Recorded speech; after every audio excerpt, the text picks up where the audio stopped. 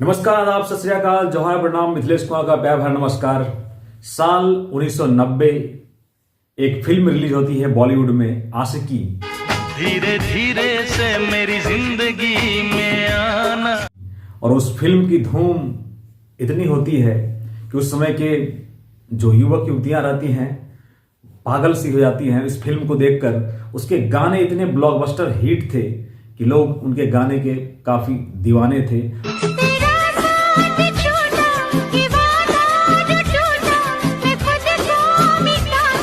और जहां भी उसमें देखा गया, होटलों में, सिनेमाओं में, कॉम्प्लेक्स में, हर जगह उनके गाने बजते हुए दिखते थे।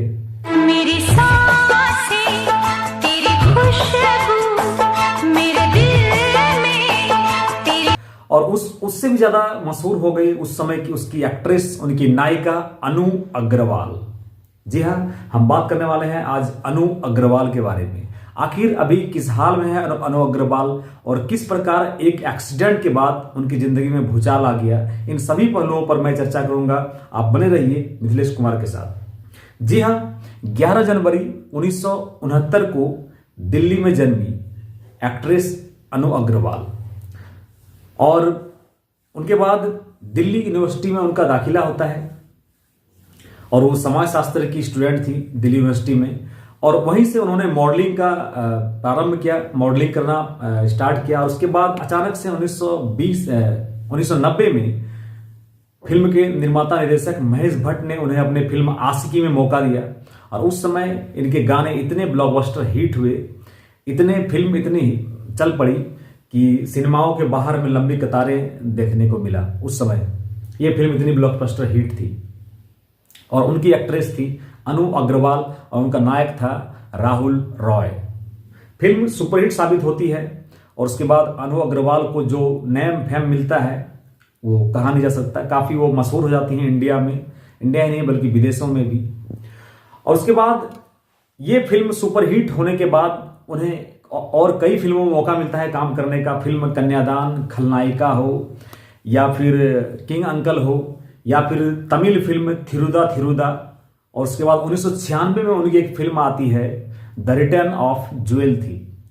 और कहा जाता है कि उनके बाद वो अपने आप को बॉलीवुड से दूर कर लेती है, फिल्मी चकाचौंध से दूर कर लेती है और अपना जो अधिकतम समय है वो योगा और अध्यात्म में लगाती है। उसके बाद साल बीतता जाता है। 1999 में एक पार्टी से लौटने के दौरान अनु अग्रवाल एक हादसे का शिकार हो जाती है। साल 1999 में पार्टी से जब वो अपने कार से लौट रही थी, उनका कार एक्सीडेंट हो जाता है और कहा जाता है कि लगातार 29 दिनों तक वो कोमा में रहती है। 29 दिनों के बाद कोमा में रहने के बाद जब वो होश संभालती हैं तो वो पैरालाइज्ड हो जाती हैं और अपना जो उनका याददाश्त है वो याददाश्त भी उस समय चला जाता है। इतनी बुरी तरह से एक्सीडेंट होती है उनकी कार। और उसके बाद बहुत दिनों तक बीमार रहने के बाद हॉस्पिटल से जब उन्हें छुट्टी मिलती है 2001 में वो साध्वी का वेश धारण कर लेती है। उसके बाद उन्हें देखा कहीं नहीं देखा जाता है। उसके बाद अचानक से कुछ वर्षों बाद उन्हें बिहार के मुंगेर जिले के एक विद्यालय में बच्चों को योगा का अभ्यास कराते हुए देखा गया। और उसके बाद अचानक से वो तब मशहूर हुई जब साल 2015 में उनकी एक आत्मकथा रिलीज होती है, एक किताब पब्लिश होता है अनु अग्रवाल पर। उसके बाद वो लाइमलाइट में आते हैं। उसके बाद 2017 में जब वो बेगम जान की स्क्रीनिंग में मुंबई पहुंचती हैं तो लोगों का ध्यान वहां विद्या बालन और उनकी टीम से ज्यादा अनु अग्रवाल पर रहता है। और तब वहां से लोगों का ध्यान जाता है अनु अग्रवाल पर और लोग उन्हें फिर से याद करते हैं, आशिकी गर्ल, आशिकी की फेम गर्ल अनु अग्रवाल को। उसके बाद साल 2020 में वो कपिल शर्मा शो में भी आती हैं और कपिल शर्मा शो में आने के बाद फिर से एक बार लोग अनु अग्रवाल को देखते हैं टीवी पर। और उसके बाद अभी अनु अग्रवाल जो है अपने समाज सेवा में लगी हुई हैं और झुग्गी झोपड़ियों के बच्चों को फ्री में योगा का क्लास देती है और लोगों के बीच काफ़ी समाज सेवी के तौर पे एक्टिव है वो।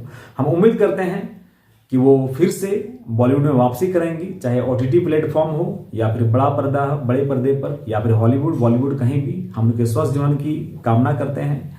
आप बने रहिए इसी प्रकार की कहानियों के साथ, मिथिलेश कुमार के साथ। जय हिंद, जय भारत।